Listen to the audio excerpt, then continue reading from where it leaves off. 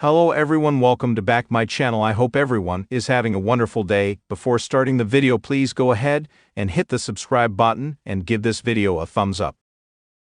We got a recap of the recent events between Kevin Owens and Cody Rhodes before Nick Aldis kicked off WWE SmackDown. Aldis said that Owens still had possession of the WWE Championship belt and had till the end of the show tonight to hand it over or face severe consequences. Bianca Belair and Naomi were backstage, and the latter talked about how the tag titles meant a lot, so she stepped in to defend them last week. Belair said that she was still seeking revenge on whoever hurt Jade Cargill before Naomi announced that Bayley would be joining them in a 6-woman tag match tonight. Nia Jax was making her entrance for the following match when she said she wasn't involved in the attack on Cargill. Neither Tiffany Stratton nor Candice LeRae was. Jax insinuated that Belair was jealous of Cargill and took her out herself out of jealousy. Nia said she would have done the same in her position before we headed for the match. Belair and Naomi kicked off the match, and Stratton headed outside early on before Bianca and her friends hit triple dives to the outside. Jax came in and got a near fall off a headbutt before LeRae got the tag and was isolated in the ring after a break on SmackDown. Naomi got some big elbows and a roundhouse kick before Stratton broke up the pin off the moonsault. Jax was taken down, and Stratton ran out to get her Money in the Bank briefcase, but LeRae stopped her from cashing in. Naomi hit the full Nelson bomb off the distraction on LeRae for the win. Backstage on SmackDown, A-Town Down Under complained to Nick Aldis about Braun Strowman attacking them, and Aldis told them to take it up with Strowman. Sami Zayn came in to speak with Aldis and wanted a shot at the bloodline before Carmelo Hayes showed up to hand out Christmas cards. Sami told him to go away, and Milo got in his face before Aldis booked a match between the two. Theory tried to get some strikes early, but Strowman took him out with a huge tackle. After a break on SmackDown, Austin hit a reverse STO and a chop block before he was sent outside. Grayson Waller tried to interfere, and Braun stomped on his hand before heading outside to toss Theory back in the ring and take down Waller with a tackle. Back inside, Strowman hit the running power slam for the win. Kevin Owens was in his car and claimed to be the WWE champion. He wouldn't give up the title but agreed to talk to Aldis one-on-one. Piper Niven was out next to decorate the ring for Chelsea Green's title win celebration before Green showed up and joined her in the ring. Green said she was the most glamorous women's United States champion and wanted the crowd to recognize her. Green trash talked a bit about Michin before the latter made her entrance with a kendo stick and asked if Chelsea would be champ without interference from Niven.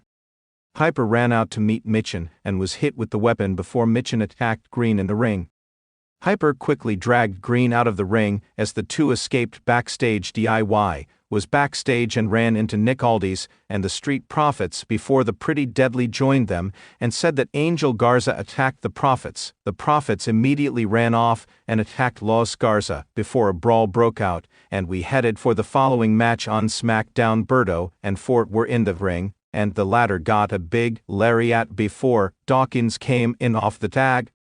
Los Garza got some double team moves before Montes came back, and we got a big sequence for dives. Ford took a big top rope double team slam and stereo dives on both Profits for a near fall. Elektra Lopez interfered, and B-Fab took her out before Profits came back with their double team Doomsday blockbuster on Garza for the win. Backstage on SmackDown, the Street Profits, Motor City Machine Guns, and Pretty Deadly were all looking for tag title matches when Apollo Crews came in and told the Profits that DIY attacked them earlier.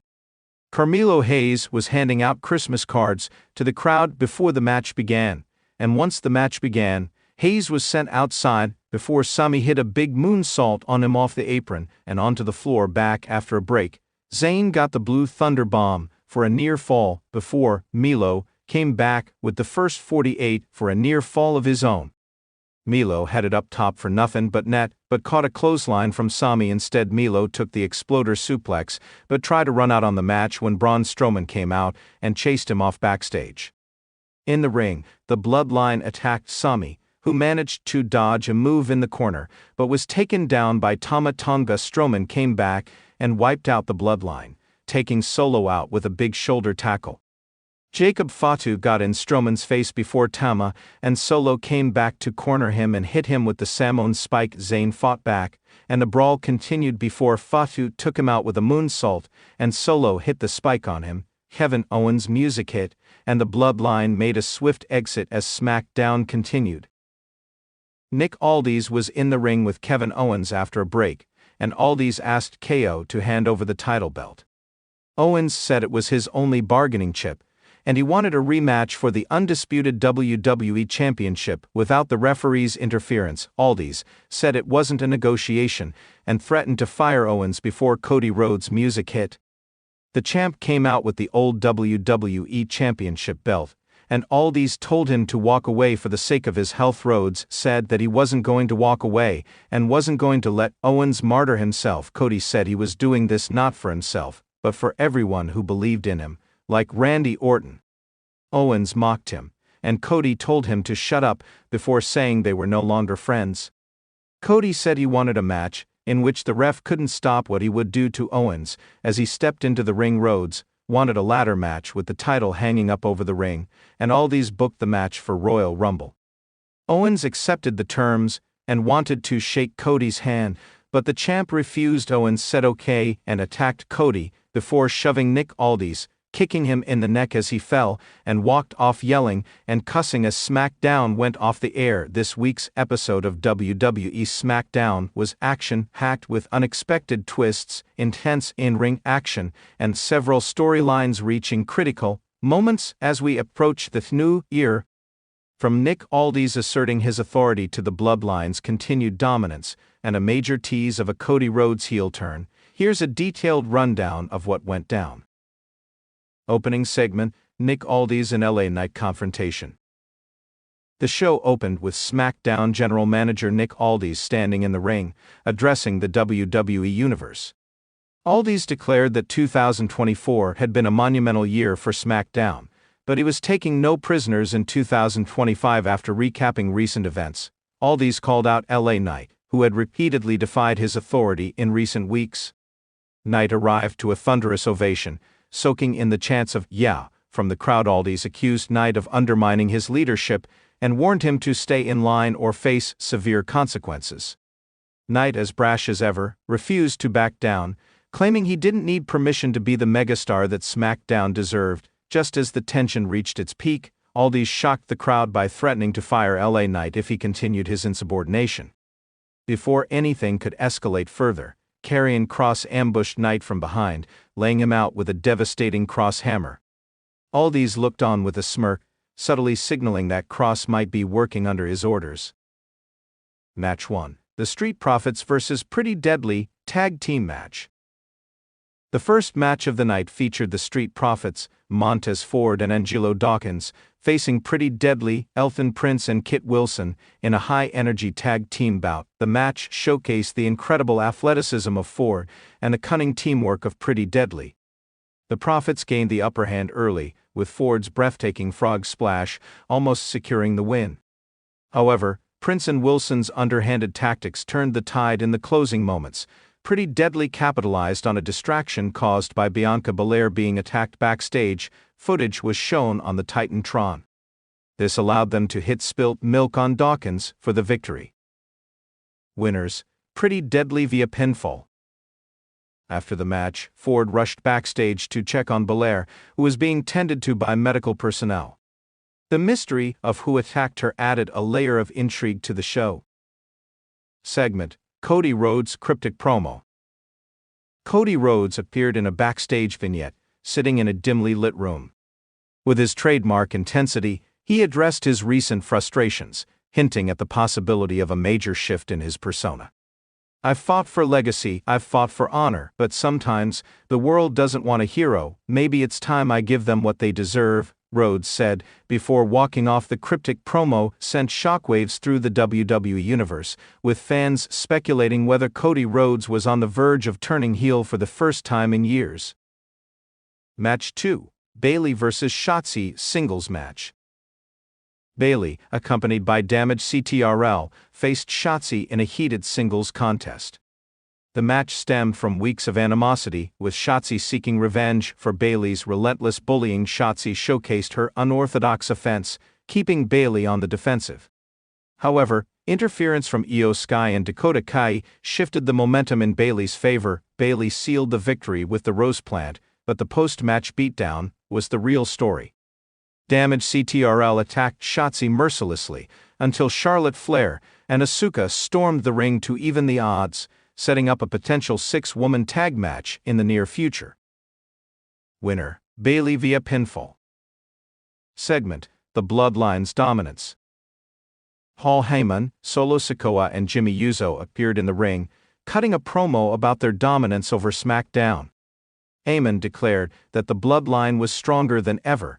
Despite recent internal strife, the promo was interrupted by Jey Uso, who received a hero's welcome from the crowd.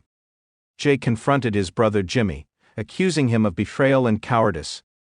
Before the confrontation could escalate, Solo blindsided Jey with a brutal Samoan spike. The Bloodline continued their assault on Jey until Sami Zayn and Kevin Owens ran down to make the save, igniting a chaotic brawl that had the crowd on their feet.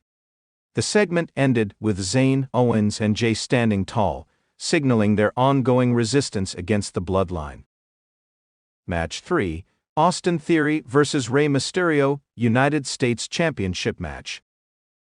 Austin Theory defended his United States Championship against Rey Mysterio in a match that blended youth and experience. The high-paced action saw Theory utilizing his strength advantage, while Mysterio relied on his agility and veteran instincts. The climax came when Mysterio countered Theory's A-Town down into a stunning 619. However, as Mysterio went for the pin, Dominic Mysterio appeared at ringside, distracting his father. This allowed Theory to hit a low blow, followed by his finisher, retaining his title. Winner: Austin Theory via pinfall. The post-match scene saw Dominic taunting Rey, reigniting their family feud and leaving fans eager for what's next in this deeply personal rivalry. Segment: Nick Aldis attacked. Backstage, Nick Aldis was seen talking with security about maintaining order on SmackDown. Suddenly, a masked assailant ambushed him, leaving Aldis writhing in pain. The mystery attacker fled the scene, but the assault raised questions about who would dare target the general manager. Speculation ran wild, with LA Knight and Cody Rhodes being prime suspects due to their recent tensions with Aldis. Match 4: Sheamus vs. Grayson Waller, a singles match. Sheamus and Grayson Waller squared off in a hard-hitting contest. Sheamus, fueled by the crowd's support, dominated the early stages with his signature strikes and power moves. Waller, ever the opportunist, took advantage of a distraction from his ally, Logan Paul, to gain control. Despite Waller's crafty tactics, Sheamus delivered a thunderous brogue kick for the win. Winner: Sheamus via pinfall. Post-match, Logan Paul and Waller attacked Sheamus, but Drew McIntyre ran down to make the save, setting up a potential tag team showdown. Main event: Cody Rhodes and LA Knight vs. Roman Reigns and Solo Sikoa. The main event saw Cody Rhodes and LA Knight teaming up against Roman Reigns and Solo Sikoa. The crowd was electric as the four superstars clashed in a battle of power, skill, and strategy. Rhodes and Knight showed excellent chemistry, while Reigns and Sikoa's dominance as members of the Bloodline was evident. The match swung back and forth, with near falls and dramatic moments, keeping fans on edge. The turning point came when Rhodes, seemingly out of nowhere, refused to tag in Knight during a critical moment. This allowed Reigns to capitalize, hitting a spear on Knight for the win. Winners: Roman Reigns and Solo Sikoa via pinfall. After the match, Rhodes stood over the fallen Knight, a sinister grin on his face. He shook hands with Reigns, leaving the WWE Universe stunned as SmackDown went off the air. Key takeaways: Nick Aldis was attacked backstage with a mystery surrounding the identity of his assailant. Cody Rhodes teased a heel turn and aligned himself with Roman Reigns in a shocking twist. The Bloodline continued their dominance, but resistance from Jey Uso, Sami Zayn and Kevin Owens kept their storyline alive. LA Knight's feud with Nick Aldis and Karrion Kross intensified the attack on Bianca Belair hinted at a larger storyline involving the women's division as SmackDown heads into 2025. The stakes have never been higher, with new alliances, betrayals, and rivalries keeping fans glued to their screens. Thanks for watching this video, and please subscribe our WWE official YouTube channel for more update news.